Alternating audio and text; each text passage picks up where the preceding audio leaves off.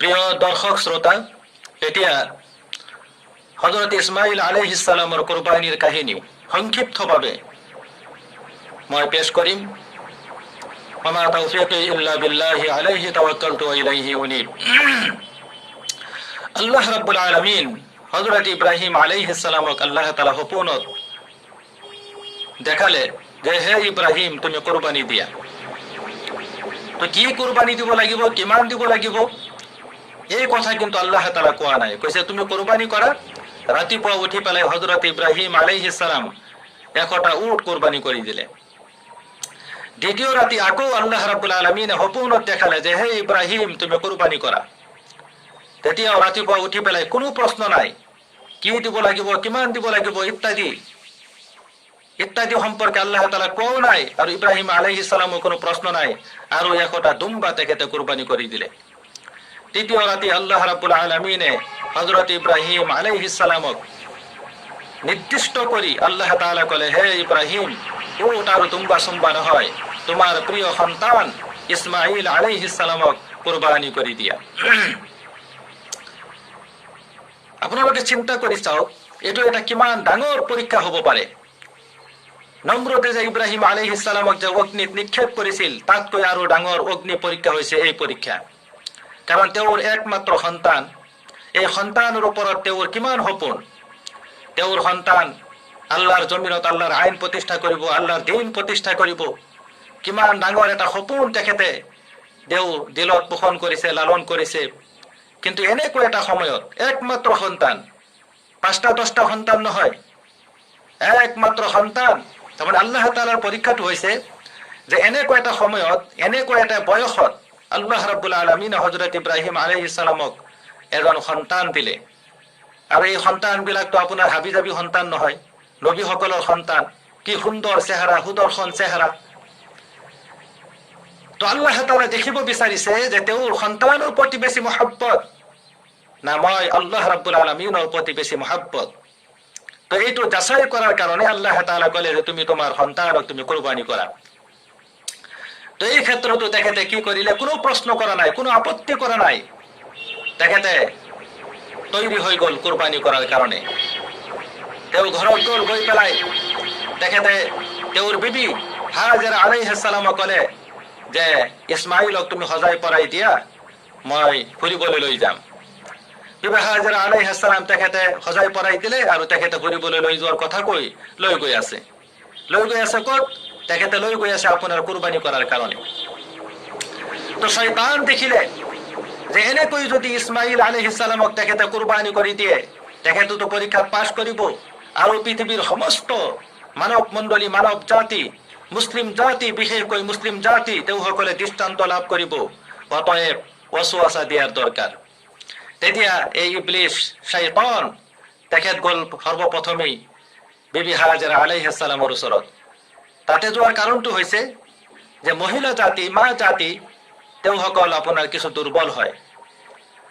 তেওঁসকলৰ মন কোমল থাকে, নৰম থাকে, আৰু তেওঁসকলক সহজেই কাবু কৰিব পৰা যায়। সেইকাৰণে সৰ্বপ্ৰথমে তেওঁৰ ওচৰত গ'ল, গৈ পেলাই ওয়াসওয়াসা দিলে। কি ওয়াসওয়াসা? ক'লে যে হে হাজেৰা, তুমি যে তোমাৰ সন্তানক যে সজাই পৰাই দিলা, আৰু তেখেতে ফুৰিবলৈ লৈ যোৱাৰ কথা কৈছে, আচলতে ফুৰিবলৈ লৈ যোৱা নাই, তেখেতে তোমাৰ সন্তানক কুৰবানি কৰি দিয়াৰ কাৰণে লৈ গৈ আছে। তেতিয়া বিবি হাজেৰা আলাইহিস সালামে ক'লে, এইটো এটা কথা হ'ল? বাপেকে নিজৰ সন্তানক কুৰবানি কৰিব পাৰে? তেতিয়া শয়তানে ক'লে, না, এই যে ইব্ৰাহিমৰ যে খোদা আছে, সেই খোদাই তেওঁ কুৰবানি কৰাৰ কথা কৈছে। তেতিয়া বিবি হাজেৰা আলাইহিস সালামৰ আৰু বুজিবলৈ আপোনাৰ বাকী নাই। তেতিয়া তেখেতে বুজিব পাৰিলে ই শয়তান হয়। তেতিয়া তেখেতে ক'লে যে হে ইব্ৰাহিমৰ খোদা, তোৰ খোদা নহয়, তাৰ মানে তই শয়তান, তই ইবলিস, তই মোৰ ওচৰৰ পৰা আঁতৰি যোৱা। আৰু তই জানি ৰাখিবি যে এই ওয়াদা আল্লাহ রাব্বুল আলামিনে যদি ইব্রাহিম আলাইহিস সালামক নিতে পেলাই যদি মুখ দিলেহেঁতেন, তেতিয়াহ'লে মই আল্লাহ তাআলা খুশি কৰাৰ কাৰণে, সন্তুষ্ট কৰাৰ কাৰণে মই ইসমাইলৰ বাপেকৰ অপেক্ষা মই নকৰিলোহেঁতেন, মোৰ স্বামীৰ অপেক্ষা মই নকৰিলোহেঁতেন। মই মা হৈ পেলাই আল্লাহ তাআলা খুশি কৰাৰ কাৰণে মই কুৰবানি কৰি দিলোহেঁতেন। তো এনেকৈ বিবি হাজেৰা আলাইহিস সালাম পৃথিৱীৰ সমস্ত মা জাতিক, সমস্ত মাসকলক, মুছলিম মিল্লাতৰ মাসকলক তেখেতে বুজাই দিলে, আঙুলি টুৱাই কৈ দিলে, হে পৃথিৱীৰ সমস্ত মাসকল, সন্তানৰ মাসকল, মই মোৰ একমাত্ৰ সন্তানক আল্লাহ তাআলা খুশি কৰাৰ কাৰণে, আল্লাহ তাআলা সন্তুষ্ট কৰাৰ কাৰণে মই এনেকৈ কুৰবানি কৰি দিছো। তোমালোকেও যদি প্ৰয়োজন হয় দিন প্ৰতিষ্ঠা কৰাৰ কাৰণে, আল্লাহ তাআলা খুশি কৰাৰ কাৰণে, আল্লাহৰ ৰাস্তাত এনেকৈ তোমালোকে তোমালোকৰ সন্তানক কুৰবানি কৰি দিবা। এইটো বিবি হাজেৰা আলাইহিস সালাম পৃথিৱীৰ সমস্ত মা জাতিক তেখেতে বুজাই দিলে। তো শয়তান যেতিয়া ইয়াত কাবু কৰিব পৰা নাই, তেতিয়া তেখেত গ'ল ইছমাইলৰ ওচৰত ওচৱাচা দিয়াৰ কাৰণে। গৈ পেলাই ক'লে, হে ইছমাইল, তুমি ক'ত গৈ আছা? তোমাকতো ফুৰিবলৈ লৈ যোৱা নাই, তোমাক লৈ গৈ আছে কুৰবানি কৰি দিয়াৰ কাৰণে। এটা নিৰ্দিষ্ট ময়দানত তোমাক কুৰবানি কৰিব। তেতিয়া ইছমাইলো বুজিব পাৰিলে, হে তই মোক ওচৱাচা দিবলৈ আহিছা? হে শয়তান, তোক মই চিনিব পাৰিছো। নবীসকলে যি কাম কৰে এইটো তেওঁ ব্যক্তিগত কাম নকৰে, এইটো আল্লাহ তাআলাৰ হুকুম হয়। আৰু মোক কুৰবানি কৰি দিয়াটো যদি আল্লাহ তাআলাৰ হুকুম হয়, তেতিয়াহ'লে মই অৱশ্যই আল্লাহৰ হুকুমৰ চুৰিৰ তলত মাথা পাতি দিয়াৰ কাৰণে মই তৈৰি আছো, মই 1000 বাৰ তৈৰি আছো। তো হযৰত ইসমাইল আলাইহিস সালাম পৃথিৱীৰ সমস্ত নৌজোৱান, সমস্ত যুৱকসকলক তেখেতে আঙুলি টোৱাই কৈ দিলে, হে পৃথিৱীৰ সমস্ত যুৱকসকল, মই মোৰ বাপেকৰ, মোৰ মাকৰ মই একমাত্ৰ সন্তান। মই আল্লাহক খুশি কৰাৰ কাৰণে, আল্লাহক সন্তুষ্ট কৰাৰ কাৰণে মই কুৰবানি হৈ গৈছো, মই কুৰবানি হৈ গৈছো। এইটো পৃথিৱীৰ সমস্ত যুৱকসকলক ইছমাইল আলাইহিস সালাম তেখেতে বুজাই দিলে। ইয়াতেও যেতিয়া কাবু কৰিব পৰা নাই, তেতিয়া তেখেত ওচৱাচা দিয়াৰ কাৰণে আপোনাৰ ইব্ৰাহিম আলাইহিস সালামৰ ফালে গৈ আছে ওচৱাচা দিয়াৰ কাৰণে। ইব্ৰাহিম আলাইহিস সালাম দূৰৰ পৰা তেখেতে লক্ষ্য কৰিলে, দেখিলে শয়তান আহি আছে মোক ওচৱাচা দিয়াৰ কাৰণে। তেতিয়া তেখেতে এটা পাথৰ লৈ পেলাই শয়তানক টাৰ্গেট কৰি আপোনাৰ নিক্ষেপ কৰি দিলে। শয়তান আঁতৰি গ'ল। তো সম্মানীয় দৰ্শক শ্ৰোতা, হযৰত ইসমাইল আলাইহিস সালামক নিৰ্দিষ্ট জাগাত নি পেলাই যেতিয়া আপোনাৰ কুৰবানি কৰিব, তেতিয়া হযৰত ইব্ৰাহিম আলাইহিস সালাম তেওঁৰ সন্তান, কলিজাৰ টুকুৰা সন্তান ইসমাইল আলাইহিস সালামক ক'লে, ইয়া বুনাইয়া ইন্নী আৰা ফিল মানামি আন্নী আযবাহুকা ফানজুৰ মাযা তাৰা। হে মোৰ প্ৰিয় সন্তান, মই আজি ৰাতি সপোন দেখিছো যে মই তোমাক আল্লাহৰ কাৰণে মই তোমাক কুৰবানি কৰিছো। ফানজুৰ মাযা তাৰা, এই ক্ষেত্ৰত তোমাৰ ৰায় কি, তোমাৰ অভিমত কি? তেতিয়া হযৰত ইসমাইল আলাইহিস সালাম তাৰ জবাবে তেখেতে কি ক'লে সেইটো আল্লাহ ৰাব্বুল আলামিন কোৰআনত কোট কৰি দিছে। হযরত ইসমাইল আলাইহিস সালামে ক'লে, ইয়া আবাতি ইফআল মা তু'মারু সাতাজিদুনি ইনশাআল্লাহু মিনাস সাবিরিন। হে মোৰ প্ৰিয় পিতা, হে মোৰ আব্বাজান, আপুনি যেটো সপোন দেখিছে এইটো সপোন নহয়, আৰু নবীসকলে যেটো সপোন দেখে এইটো সপোন নহয়, এইটো আল্লাহ ৰাব্বুল আলামিনৰ হুকুম। আপুনি যেটো সপোন দেখিছে এইটো আল্লাহ তাআলাৰ হুকুম। আপুনি অতি তাড়াতাড়ি মোক জবেহ কৰি দিয়ক, কুৰবানি কৰি দিয়ক। ইনশাআল্লাহু মিনাস সাবিৰিন, অৱশ্যই মই ধৈৰ্য ধৰিম, মোক আপুনি ধৈৰ্যধাৰীসকলৰ ভিতৰত মোক পাব। তাৰমানে ইসমাইল আলাইহিস সালাম যদিও সৰু, যদিও আপোনাৰ শিশু, 7 বছৰ 8 বছৰ বয়স, তথাপিও তেওঁৰ এই জ্ঞান আছে, এই সমজ আছে যে নবীসকলে যি কাম কৰে সেইটো আল্লাহ ৰাব্বুল আলামিনৰ হুকুমেই কৰে। আৰু মোৰ পিতা হৈছে নবী, আৰু নবীয়ে যদি মোক কুৰবানি কৰাৰ কথা কৈছে তেতিয়াহ'লে এইটো তেওঁৰ ব্যক্তিগত কথা নহয়, এইটো হৈছে আল্লাহ ৰাব্বুল আলামিনৰ হুকুম। তাৰমানে এই সমজ আপোনাৰ তেওঁৰ হৈছে। তেতিয়া আপোনাৰ ইসমাইল আলাইহিস সালামে আপোনাৰ তেওঁ অভিমত ব্যক্ত কৰিলে, পেশ কৰিলে। তেওঁ ৰাজি হৈ গ'ল। কিহৰ কাৰণে ৰাজি হৈ গ'ল? আল্লাহ তাআলা খুশি কৰাৰ কাৰণে, কাৰণ এইটো হৈছে আল্লাহ ৰাব্বুল আলামিনৰ হুকুম, অন্য কোনো নহয়। আল্লাহ ৰাব্বুল আলামিনৰ যে কোনো হুকুম এটো আমি মানিবলৈ বাধ্য। আমি একজন মুমিন হিসাবে, আমি একজন ইমানদার হিসাবে, আমি মুসলমান হিসাবে এটো আমি মানিবলৈ বাধ্য। এটাই হৈছে মুসলমানৰ আপোনাৰ কাম। তো সম্মানীয় দৰ্শক শ্ৰোতা, ইসমাইল আলাইহিস সালাম যেতিয়া ৰাজি হৈ গ'ল, ইব্ৰাহিম আলাইহিস সালাম এতিয়া তেখেতে কুৰবানি কৰিব। কুৰবানি কৰাৰ আগতেই ইসমাইল আলাইহিস সালামে আকৌ বাপেকক আপোনাৰ 3টা শৰ্ত পেশ কৰিলে যে হে আব্বাজান, আপুনি মোক জবেহ কৰাৰ আগতে আপুনি 3টা শৰ্ত আপুনি পালন কৰিব। কি শৰ্ত? 1 নম্বৰ শৰ্ত হৈছে মই হৈছো আপোনাৰ একমাত্ৰ সন্তান। আপুনি যেতিয়া মোক জবেহ কৰিব তেতিয়া মোৰ চেহাৰাৰ ফালে নজৰ পৰিলে, আপুনি মোৰ চেহাৰা দেখিলে আপোনাৰ মনটো কোমল হৈ যাব পাৰে, আপুনি শিথিল হৈ যাব পাৰে, আপুনি দুৰ্বল হৈ যাব পাৰে। গতিকে আপুনি আপোনাৰ চকুখন আপুনি বান্ধি ল'ব। 2 নম্বৰ শৰ্ত হৈছে আপুনি মোৰ হাত ধৰি আপুনি বান্ধি ল'ব। কাৰণ জবেহৰ যন্ত্ৰণাই যদি মোৰ হাত ধৰি লৰচৰ কৰি আপোনাৰ গাত লাগি যায় তেতিয়াহ'লে বেয়াদবি হৈ যাব।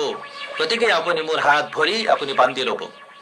3 নম্বৰ শৰ্ত হৈছে মই হৈছো আপোনালোকৰ একমাত্ৰ কলিজাৰ টুকুৰা সন্তান। আপোনালোকৰ আৰু কোনো সন্তান নাই। আপোনাক আৰু মোৰ মাকক মা মা বুলি বা আব্বা বুলি কোৱাৰ আৰু কোনো সন্তান নাই। মই হৈছো একমাত্ৰ সন্তান। জবে হৈ যোৱাৰ পিছত মোৰ এই তেজ মাখা ৰক্ত মাখা মোৰ জামাটো মোৰ মা হাজেৰা আলাইহিস সালামক দি পেলাই কব যে তোমাৰ প্ৰিয় সন্তান আল্লাহৰ ৰাস্তাত এনেকৈ কুৰবানী হৈ গৈছে। দুনিয়াত আৰু দেখা নহব, আৰু মা মা বুলি তোমাক আৰু কব নোৱাৰিব, কিন্তু হাসৰৰ দিন অবশ্যই তোমাৰ লগত দেখা হব। এই 3টা শৰ্ত তেখেতে শুনি পেলাই তেখেতে পালন কৰিছে। পালন কৰাৰ মানে মন মানসিকতালৈ যেতিয়া কুৰবানী কৰিব তেওঁৰ চকুখন বান্ধিছে, হাত ভৰি তেওঁৰ বান্ধিছে। বান্ধাৰ পিছত যেতিয়া কুৰবানী আৰম্ভ কৰিব তেতিয়া আকৌ কলে ইছমাইলে যে হে আব্বা জান, আপুনি মোৰ হাত ভৰি বান্ধাৰ প্ৰয়োজন নাই, হাত ভৰি আপোনাৰ বান্ধটো আপুনি খুলি দিয়ক। ইব্ৰাহিম আলাইহিস সালামে কলে এইটো কি কোৱা তুমি? অলপ আগতেই তুমি কলে হাত ভৰি বান্ধিবলৈ, এতিয়া আকৌ কৈ আছা তুমি হাত ভৰি খুলি দিবলৈ, তাৰ কাৰণটো কি? তেতিয়া হযৰত ইসমাইল আলাইহিস সালামে কলে আব্বা জান, আপুনি যদি হাত ভৰি যদি বান্ধি লয় তেতিয়াহ'লে পৃথিৱীৰ মানৱ জাতিয়ে কব যে হয়তো নিজৰ সন্তান এই ক্ষেত্ৰত ৰাজি নাছিল কাৰণেই হাত ভৰি বান্ধি তাৰ পিছত কুৰবানী দিছে। এই অভিযোগ মানৱ জাতিয়ে কৰিব পাৰে। গতিকে মই এই অভিযোগ কৰাৰ সুযোগ মই নিদিম। গতিকে আপোনাৰ হাত ভৰি বান্ধাৰ প্ৰয়োজন নাই। মই ইমানেই ধৈৰ্য ধৰিম যাতে হাত ভৰি লৰচৰ কৰি আপোনাৰ গাত নালাগে। আপোনাৰ হাত ভৰি বান্ধাৰ প্ৰয়োজন নাই। তেতিয়া হাত ভৰি বান্ধা নাই, তেওঁ চকুখন বান্ধি পেলাই আপোনাৰ চিত কৰি হোৱাই আপোনাৰ যেতিয়া চুৰি চলোৱা আৰম্ভ কৰিছে আপোনাৰ জবেহে নহয়। তেতিয়া তলৰ পৰা ইছমাইল আলাইহিস সালামে কলে আব্বা জান, আপুনি ইফালে বৃদ্ধ মানুহ, সিফালে আপোনাৰ চকুখনো বান্ধা, হয়তো আপুনি তৰোৱালৰ উল্টা পৃষ্ঠা দি আপুনি চুৰি চলাই আছে। গতিকে আপুনি চকুখন খুলি পেলাই ধাৰালো পৃষ্ঠা পৰীক্ষা কৰি আপুনি অতি তাড়াতাড়ি মোক জবেহ কৰি দিয়ক। সুবহানাল্লাহ সুবহানাল্লাহ। হযৰত ইব্ৰাহিম আলাইহিস সালাম চকুখন খুলি পেলাই তেখেতে তৰোৱালটো আপোনাৰ পৰীক্ষা কৰিছে, দেখিছে না ঠিকই তেখেতে ধাৰালো পৃষ্ঠা দিয়ে তেখেতে চুৰি চলাই আছে। আকৌ তেখেতে যেতিয়া তেওঁৰ শৰীৰৰ সমস্ত শক্তি আপোনাৰ প্ৰয়োগ কৰি আপোনাৰ চুৰি চলোৱা আৰম্ভ কৰিছে, কিন্তু আপোনাৰ জবেহ নহয়। ইফালে আল্লাহ ৰাব্বুল আলামিন ইব্ৰাহিম আলাইহিস সালামৰ কাম দেখি কাৰ্য দেখি তেওঁ সন্তুষ্ট হৈ গৈছে। কাৰণ আল্লাহ তাআলাৰ তো উদ্দেশ্য এইটো নহয় যে ইছমাইল আপোনাৰ কুৰবানী হৈ যাওক। আল্লাহ তাআলাৰ উদ্দেশ্য কিন্তু এইটো নহয়। আৰু আল্লাহ তাআলাৰ যেটো ৰিজাল্ট এইটো তো ইব্ৰাহিম আলাইহিস সালামে নাজানে। আল্লাহ তাআলাৰ উদ্দেশ্য হৈছে যে মই এই ওয়াদাৰ কৰিলে তেওঁ এই ওয়াদাটো পালন কৰিব পাৰে না নাই, এইটো আছিল আল্লাহ তাআলাৰ উদ্দেশ্য। কিন্তু যেতিয়া দেখিছে একদম বাস্তৱত তেখেতে কি কৰিছে, সঁচাকৈ আল্লাহ তাআলাৰ হুকুম পালন কৰিবলৈ সক্ষম হৈছে, তেতিয়া আল্লাহ ৰাব্বুল আলামিন তেওঁৰ ওপৰত খুশি হৈ গৈছে। আৰু তেওঁ কি কৰিছে, জিব্ৰাইল আলাইহিস সালামক এটা দুম্বা দি পেলাই পঠিয়াইছে আৰু শৰীৰ তলত আপোনাৰ দুম্বাটো ৰাখি দিছে। লগে লগে আপোনাৰ হালাল হৈ গৈছে, জবেহ হৈ গৈছে। ইব্ৰাহিম আলাইহিস সালামে ভাবিলে যে তেওঁৰ প্ৰিয় সন্তান আপোনাৰ জবেহ হৈ গৈছে। লগে লগে তেখেতে পঢ়া আৰম্ভ কৰিলে, আল্লাহু আকবাৰ, আলহামদুলিল্লাহি আল্লাহু আকবাৰ, লা ইলাহা ইল্লাল্লাহু আল্লাহু আকবাৰ ওয়ালিল্লাহিল হামদ। তেখেতে আল্লাহৰ বৰত্ব প্ৰকাশ কৰি তেখেতে শুকৰিয়া আদায় কৰিলে। তেওঁ চকুখন খুলিলে, দেখে ইছমাইল আলাইহিস সালাম জিন্দা আৰু তাৰ পৰিৱৰ্তে আপোনাৰ দুম্বা কুৰবানী হৈ গৈছে। তো সন্মানিত দৰ্শক শ্ৰোতা, এই কাহিনীৰ দ্বাৰা এটা কথা আমি ক'ব পাৰো যে আচলতে যিসকল মুমিন, যিসকল মুছলমান, আমি যিসকলে মুছলমান দাবী কৰো, তেওঁসকলে কোনোদিনো আল্লাহ তাআলা নাফৰমানি কৰিব নোৱাৰে। আল্লাহ তাআলা হুকুম বিৰোধী কাৰ্যকলাপ তেওঁসকলে কেতিয়াও কৰিব নোৱাৰে। আমি নিজকে মুছলমান দাবী কৰো কিন্তু 5 ওয়াক্ত নামাজ নপঢ়ো। আমি মুছলমান দাবী কৰো, মোৰ ছোৱালী, মোৰ বোৱাৰী, মোৰ মাইকী আপোনাৰ পৰ্দা নকৰে, শয়তানি বদমাইশি কৰো, ওজনত কম দিও, মদ খাও, ইত্যাদি ইত্যাদি। তাৰপিছত আমি দাবী কৰো মুছলমান, কিন্তু আমি মুছলমান নহয়। আপুনি মুছলমান নহয়, আপুনি হৈছে মুনাফিক, মুনাফিক, মুনাফিক। আল্লাহ তাআলা মই যিখিনি কৈছো শুনাতকৈ কোৱাতকৈ আমলৰ তৌফিক দান কৰক, আমিন। খুদা হাফিজ।